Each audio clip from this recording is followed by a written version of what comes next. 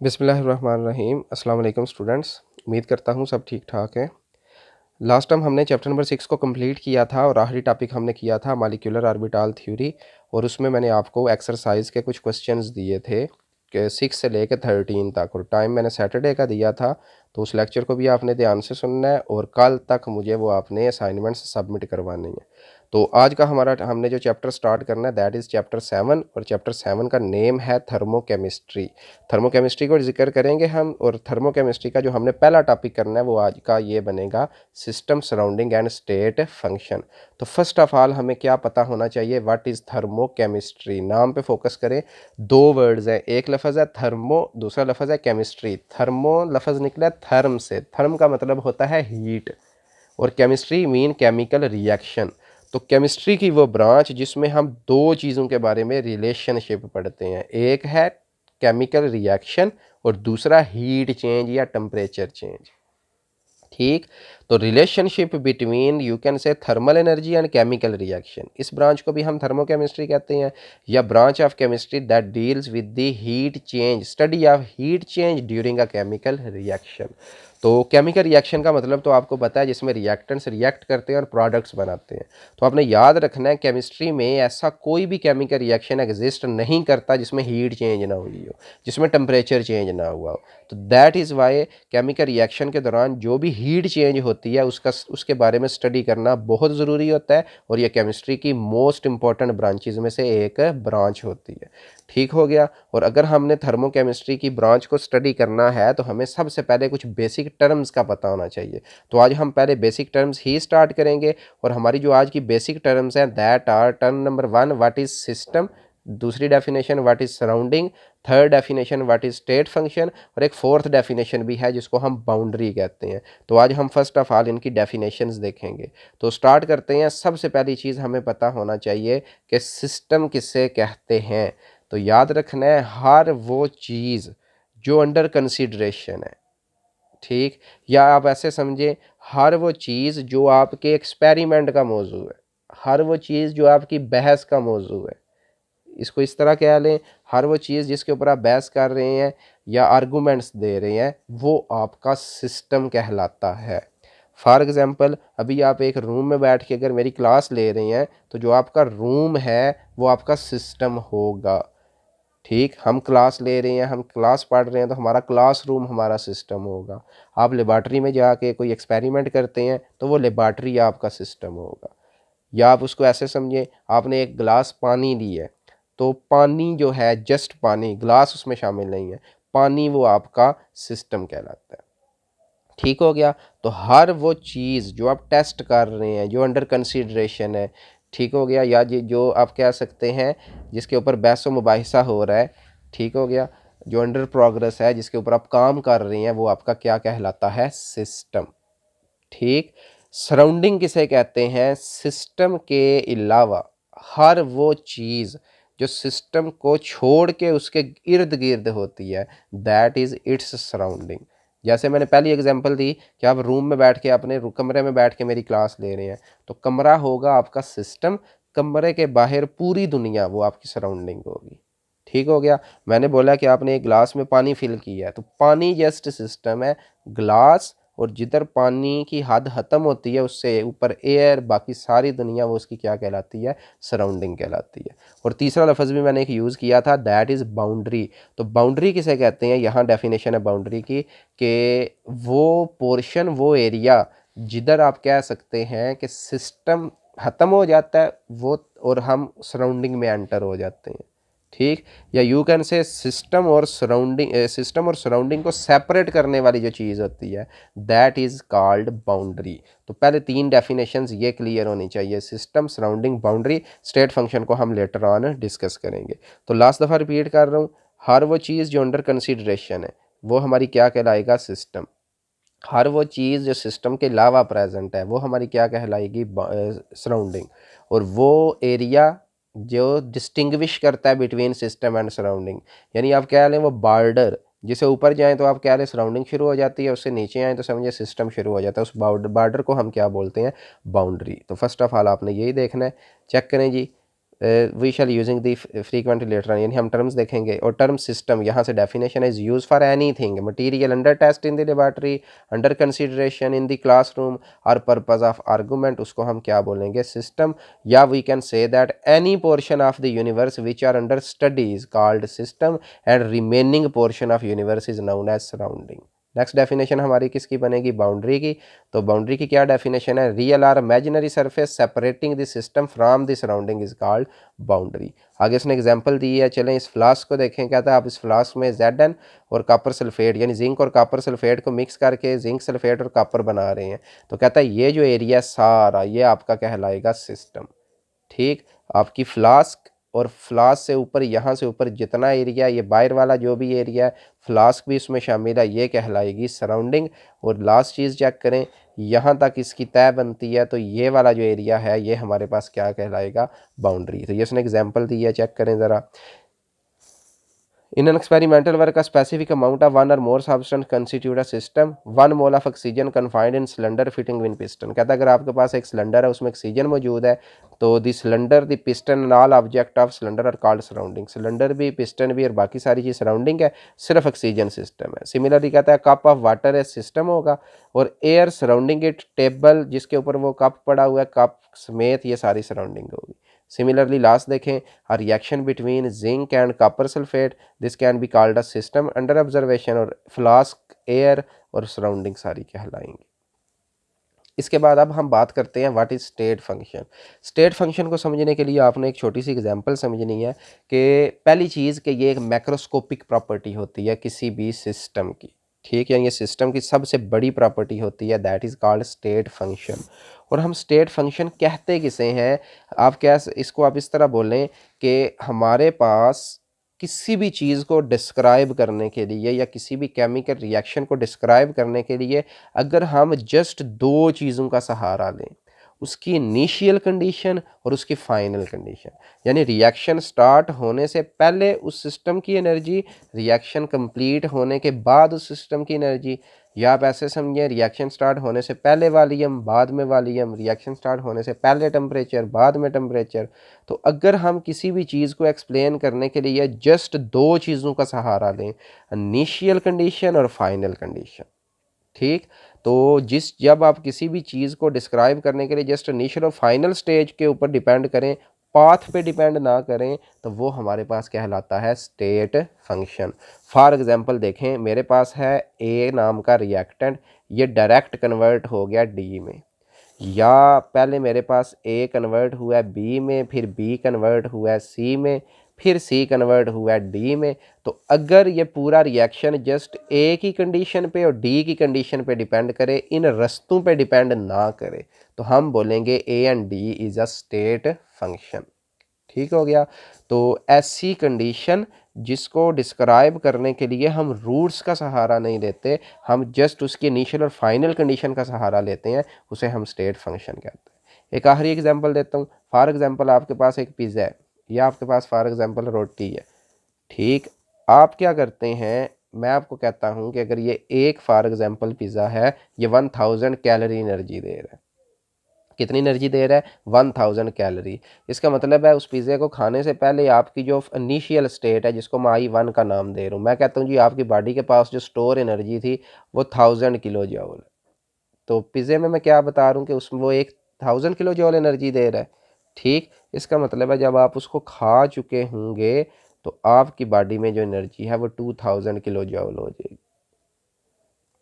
अब देखें, अब वो जो पिज़्ज़ा आपको फ्राहम किया गया है, हो सकता है कुछ बंदे ऐसे हों उसकी 8 से 10 स्लाइसिस करके खाएं, कुछ बंदे ऐसे हों जिनको ज़्यादा जल्दी हो, वो उसको फॉर एग्जांपल 4 स्लाइसिस में खाते हैं। ठीक हो गया। कुछ बहुत ज़्यादा अथरे होते हैं, वो क्या करते हैं जी, वो कोशिश करते हैं कि बस एक स्लाइस में हज़म करूँ। तो अब एक बंदा एक रास्ते से गया, दूसरे का खाने का मेथड और, तीसरे का और, चौथे का और, लेकिन जो फाइनल एनर्जी का डिफरेंस होगा वो अगर 1000 का ही हो सब का, तो हम बोलेंगे कि वो जो एनर्जी होगी that is a state function. बिल्कुल इसी तरीके से किसी भी रिएक्शन के दौरान टेम्परेचर अगर चेंज हो, तो अगर हम इनिशियल और फाइनल कंडीशन की मदद से उस टेम्परेचर को मेजर करके बता सकें कि इतना चेंज हुआ है, तो वो भी हमारे पास स्टेट फंक्शन होगा। तो और लास्ट चीज़ याद क्या रखना है, स्टेट फंक्शन में क्या क्या चीज़ें शामिल होती हैं, प्रेशर स्टेट फंक्शन होता है, टेम्परेचर स्टेट फंक्शन होता है, वॉल्यूम स्टेट फंक्शन होता है, इंटरनल एनर्जी जो हमारा आज का आखिरी टॉपिक होगा ये भी स्टेट फंक्शन होती है, एंथैल्पी जो हम नेक्स्ट लेक्चर में डिस्कस करेंगे, ये सारे स्टेट फंक्शंस होंगे। तो इसको स्टार्ट कैसे करना है? सबसे पहले स्टेट ऑफ अ सिस्टम की डेफिनेशन है कि ये सिस्टम की कंडीशन कहलाती है। When any process is perform on a system its state is alter in some way, यानी उसकी कंडीशन चेंज हो जाती है। कहता है let us discuss beaker containing water, it will be a system having certain temperature and volume. इसके बाद initial condition of a system is called initial state. Suppose that heat the beaker, system go change after heating. और final condition उसकी, यानी ये initial state की definition, final state की definition. हम क्या करते हैं, फॉर एग्जांपल कहता है कि हमारे पास पानी था, इतना वॉल्यूम था, हमने उसका टेम्परेचर रिकॉर्ड किया T1 है। अब हम उसको हीट करते हैं, वॉल्यूम उसका चेंज हो जाएगा, पहले से ज़्यादा हो जाएगा। ये उसका अब टेम्परेचर जो है वो T2 होगा, पहला वॉल्यूम उसका V1 होगा, बाद में V2 होगा। तो हम डेल V फाइंड करेंगे, डेल T फाइंड करेंगे। तो ये डेल V होगा V2 माइनस V1, तो हमें चेंज इन वॉल्यूम पता चल जाएगा। डेल T होगा T2 minus T1, change in temperature find हो जाएगा। तो ये हमारे पास स्टेट फंक्शन इस तरीके से बन जाएंगे। ठीक हो गया। तो डेफिनेशन सुने, ये डेफिनेशन है स्टेट फंक्शन की। Macroscopic property of system which have some definite value of initial and final state, और which is independent of the path, यानी वो जस्ट इनिशियल और फाइनल वैल्यू पर डिपेंड करता है, पाथ की ज़रूरत नहीं होती। जिस तरह मैंने पिज़्ज़ा की एग्जांपल दी, इसी तरह आपने फॉर एग्जांपल छत तक जाना है, तो ठीक है, उसकी 12 स्टेयर्स है, 12 सीढ़ियाँ हैं। तो अगर आप एक एक करके सीढ़ी अबूर कर रहे हैं, उस सूरत में भी आपकी जो फाइनल एनर्जी चेंज है सेम है। आप यक वक्त दो दो सीढ़ियाँ फलांग के चढ़ रहे हैं, तो उसकी भी एनर्जी चेंज सेम होगी। अब यक वक्त तीन तीन फलांग रहे हैं, उसकी भी एनर्जी चेंज सेम होगी। हाँ, ये डिफरेंस आपको ज़रूर फील होगा, आपको ऐसा लग रहा होगा जो तीन तीन फलांग के आया उसने ज़्यादा वर्क किया है, क्योंकि उसका सांस फूला हुआ है, और जो एक एक सीढ़ी फलांग के आया है उसने कम वर्क किया है। लेकिन अगर हम उसकी बॉडी की एनर्जी मेजर करेंगे तो दोनों केसेस में सेम एनर्जी होगी। सिर्फ ये होगा, एक ने अगर 12 सीढ़ियाँ फॉर एग्जांपल अबूर की हैं, तो 12 स्टेप्स में उसकी एनर्जी डाउन हुई है। ठीक हो गया, तो 12 स्टेप्स में डाउन हुई है। और एक ने अगर फॉर एग्जांपल दो दो फलांगी हैं तो 6 स्टेप में हुई है। तो ज़ाहिर है उसका फिर पर स्टेप ज़्यादा एनर्जी कंज्यूम होगी। लेकिन ओवरऑल जब दोनों की हम फाइनल एनर्जी और इनिशियल एनर्जी का डिफरेंस लेंगे तो वो हमारे पास सेम होगी। तो these are the our first topic. आज का लास्ट टॉपिक क्या है? Internal energy and first law of thermodynamic. तो इंटरनल एनर्जी अभी हम डिस्कस करेंगे, फर्स्ट लॉ ऑफ थर्मोडायनामिक हमारा नेक्स्ट टॉपिक होगा। तो नाम पे फोकस करें, इंटरनल एनर्जी यानी अंदर की एनर्जी। और अंदर कौन है? सिस्टम।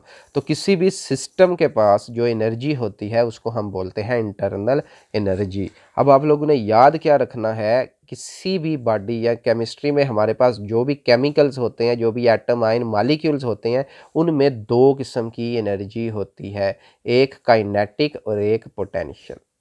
ठीक हो गया।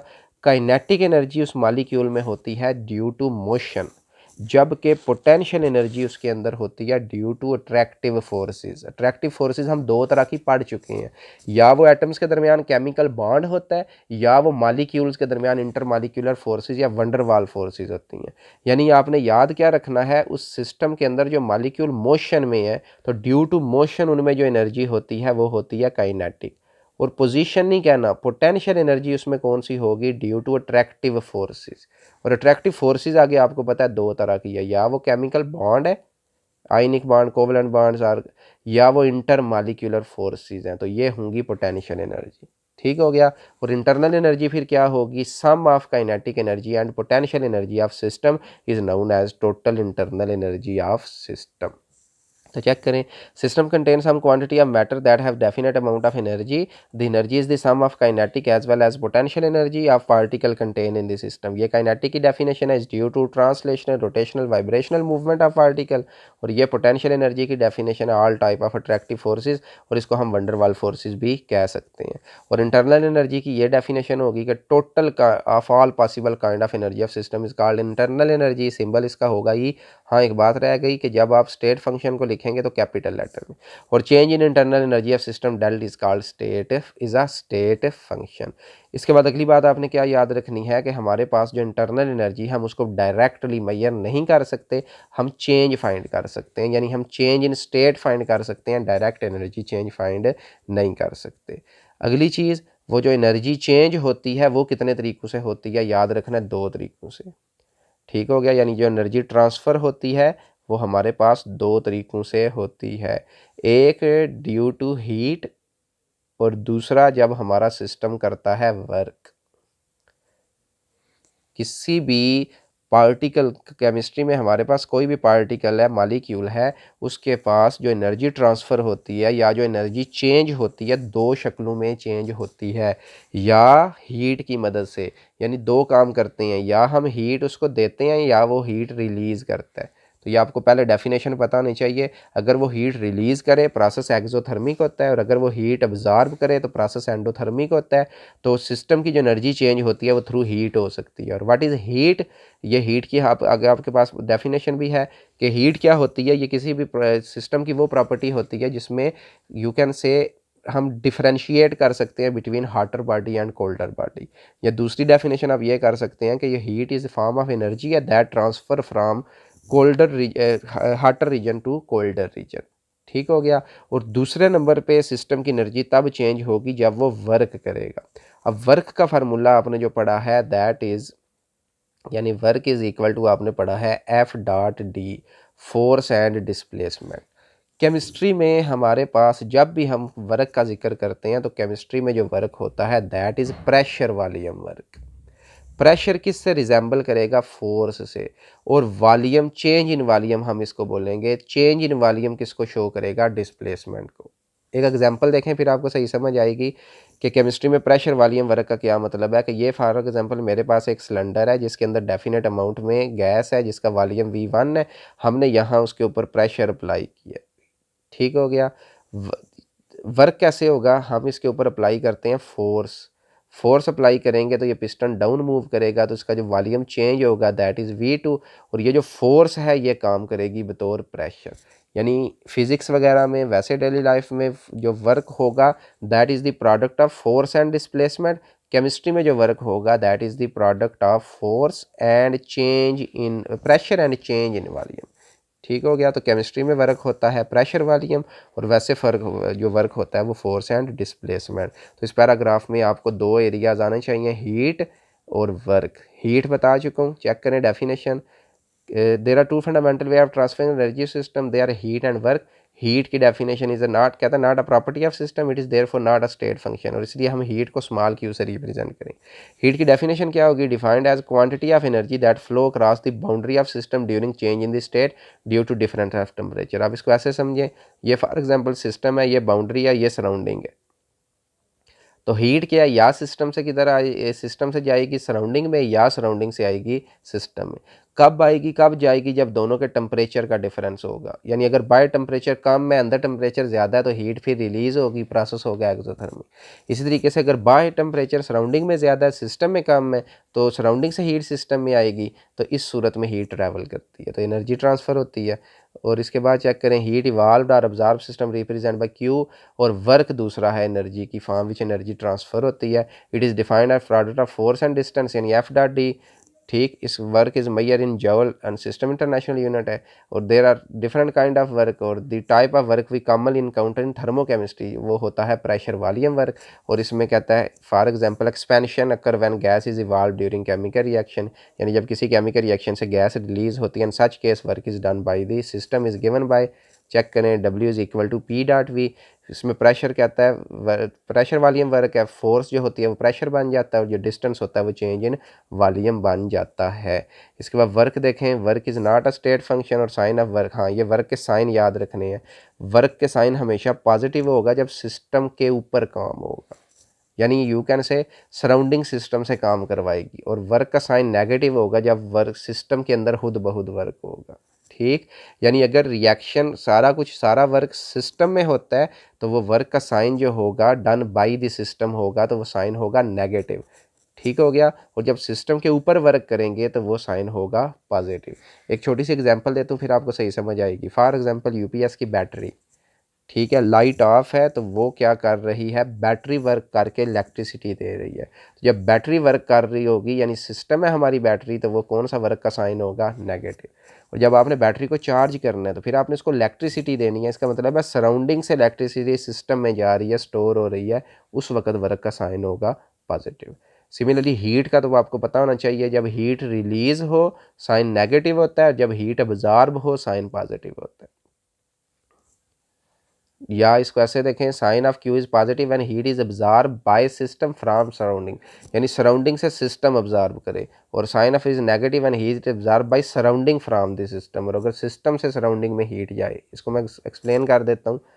फॉर एग्जांपल ये क्यू है, ये सिस्टम है, यहाँ से सराउंडिंग में जा रही है, तो प्रोसेस होगा एक्सोथर्मिक, हीट का साइन होगा नेगेटिव, और अगर हीट सराउंडिंग से सिस्टम में आ रही है तो प्रोसेस होगा एंडोथर्मिक, और हीट का जो साइन होगा इस सूरत में पॉजिटिव होगा। तो हीट और वर्क के बारे में करना है। तो नेक्स्ट लेक्चर में इंशाल्लाह हम फर्स्ट लॉ ऑफ थर्मोडायनामिक करेंगे। तब तक के लिए अल्लाह हाफिज़, थैंक यू वेरी मच।